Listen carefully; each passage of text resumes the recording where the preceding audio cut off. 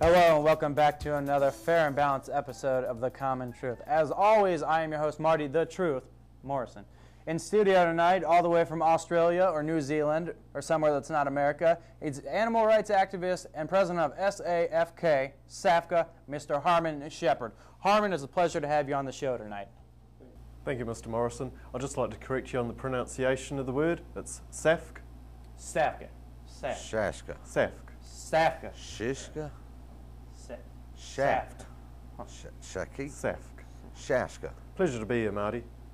Also joining us on the show tonight, we have NRA activist Mr. Randall Travis of Crawford, Texas. Randall? Truth, it's a pleasure to be here.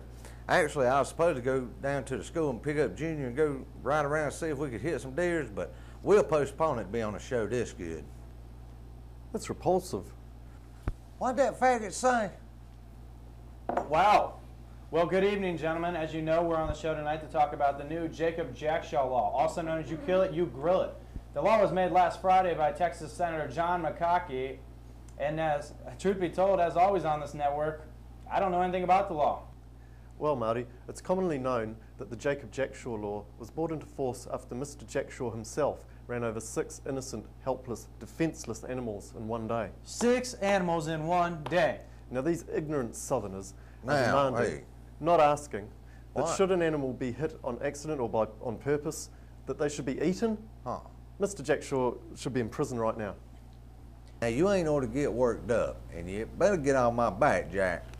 I want to apply to that last statement. What I think old Jake done was legendary. The most I ever got in one day, 4 deers. That was it.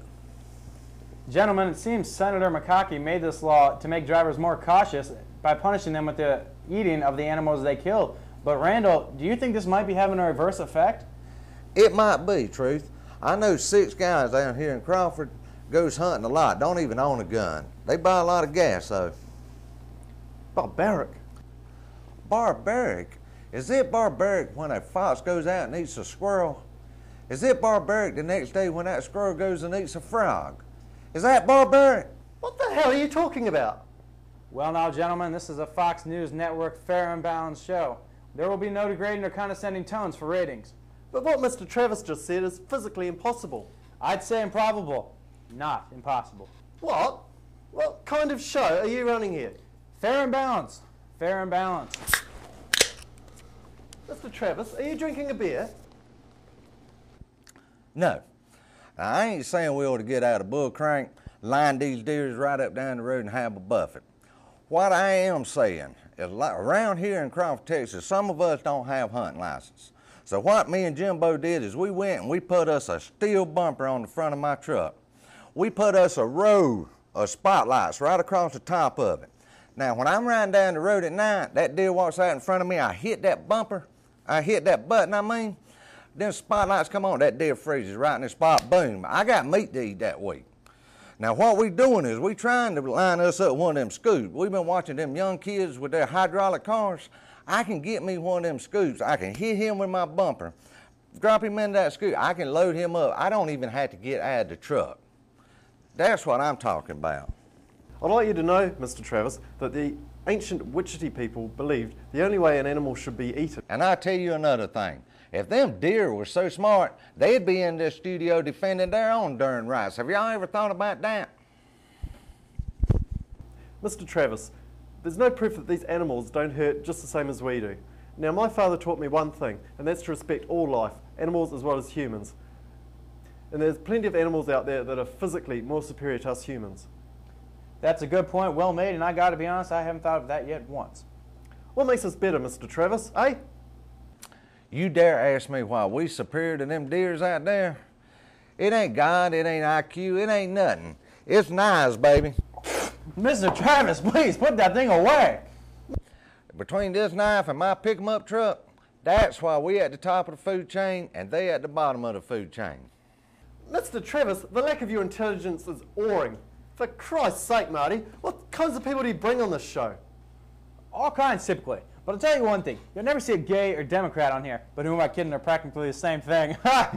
Immoral, devil-worshipping, abortion-supporting, gay Democrats. No thank you, Harmon. Not on this show. We are running low on time, but I want to switch gears real quick and ask one more question. Who wins the presidential election in the year 2008? John McCain, Rudy Giuliani, or Condoleezza Rice? What? What sort of question is that, Marty? It's ridiculous. All three of those are Republican candidates, and... No. Randall, who wins the 2008 election? Truth, I'd have to say John McCain. So Condoleezza Rice, now that's a good-looking woman. A lot of things we'd like to do with her, but not for her for president. Oh, Judy Giuliani, he seems to be a pretty good man, but he's a Yankee. Oh, John McCain, now that's a deer hunter there. That's why I'm going to vote for him. Yeah, I did. I turned your mic off because I don't think you're ready. You're saying inappropriate things. I came on here to express my opinion and the opinion of my organisation, SAF. Look, I don't know if you're ready. I got questions to ask you, and I do want to hear your answer. I do. I really do. But I don't know if you're ready. You tell me, are you ready? When you asked me on the show, I thought this was an intelligent, democratic debate. You're not giving me a chance to talk yet. Now, turn that mic. Are you ready to talk in a mature way? That's what I came here to do. You're just pissing me about, mate, turning my microphone off. Why don't you turn that back on now? All right. All right. I think you're ready. Okay. This is absolutely ridiculous. This is the worst show I've ever appeared on. I'm a professional. That's all for tonight's show. I'd like to thank my guests for coming on the show tonight. Go to hell, Marty. Truth, it's been a pleasure. Hey, by the way, my wife's having brain surgery tomorrow. I know she would really appreciate it if you'd send her a...